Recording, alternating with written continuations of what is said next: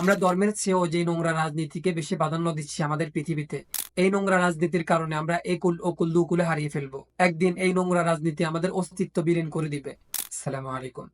আমরা সবসময় রাজনীতি ভিত্তিক দার্শনিকদের দোহাই দিয়ে ধর্মীয় পরিচয়ের চেয়েও রাজনৈতিক পরিচয় নিজেকে উজাড় করে দিতে স্বাচ্ছন্দ্য বোধ করি।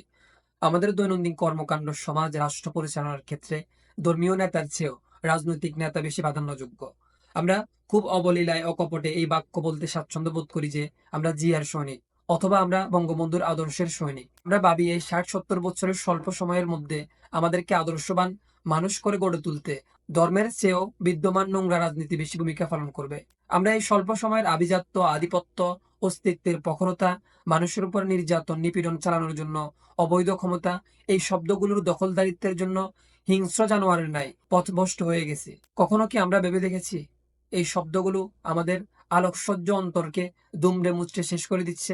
আমরা যেই পথের প্রতীক হয়ে সামনের দিকে অগ্রসর হচ্ছি, এই পথের মধ্যে শুধু দুনিয়াবি চাকচিক্য, অবৈধ ক্ষমতা, নোংরা রাজনীতিতে মোড়ানো। আমরা ধর্মের চেয়েও যে নোংরা রাজনীতিকে বেশি প্রাধান্য দিচ্ছি আমাদের পৃথিবীতে। এই নোংরা রাজনীতির কারণে আমরা একুল ওকুল দুকুলে হারিয়ে ফেলবো। একদিন এই নোংরা রাজনীতি আমাদের অস্তিত্ব বিলীন করে দিবে।